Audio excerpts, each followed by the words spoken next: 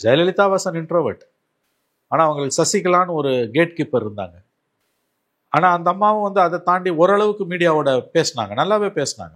First term மட்டும் இல்லையா ஒழிய அதுக்கு பிறகு வந்து கண்டினியூஸாக தொடர்பில் தான் இருந்தாங்க 96லேருந்து 2013 வரைக்கும். அன்ஃபார்ச்சுனேட்லி அந்த 14 அந்த ஜட்ஜ்மெண்ட்டுக்கு பிறகு அவங்க பொது வாழ்க்கையிலேருந்து விலகினாங்க. அது அவங்க உயிரியே குடிச்சது 2 வருஷத்தில்.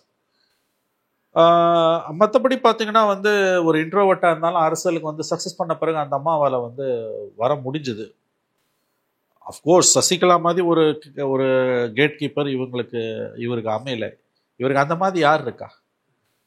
இவர் ஒரு அரசியல் கட்சி தலைவராகவே இன்னமும் நம்மளால் முழுவதும் ஏற்றுக்கொள்ள முடியவில்லை. அவருக்கு செல்வாக்கு இருக்கு என்பதை நான் ஒப்புக்கொள்கிறேன். அவரால் தாங்க முடியாத அளவுக்கு அவருக்கு சக்தி இருக்கிறது என்பதுதான் அவருடைய இப்போதைய பிரச்சனை. அவரை பார்த்து திமுக அஞ்சுகிறது என்பது சத்தியம். ஆனால் இது எல்லாத்தையும் சொல்லும்போது அவரால் திமுகவை வீழ்த்த முடியுமானா கண்டிப்பாக வீழ்த்த முடியாது. 26ல் வீழ்த்த முடியாது, தனியாக வீழ்த்த முடியாது. கூட்டணி போனாலே தவிர அவரால் திமுகவை வீழ்த்த முடியாது, ஆட்சி மாற்றத்தை அவரால் கொண்டு வர முடியாது. தனியாக நிற்பாரையானால் அவர் 234 தொகுதியிலும் கூட தோல்வியை தழுவார். ஏன்னா நீங்கள் 30% கிராஸ் பண்ணால் தான் ஒரு தடவை ஜெயிக்க முடியும். 234 தொகுதியிலும் ஒரு 20% ஓட்டு வாங்கினா கூட ஒரு சீட்டு கூட அவர் ஜெயிக்க முடியாது.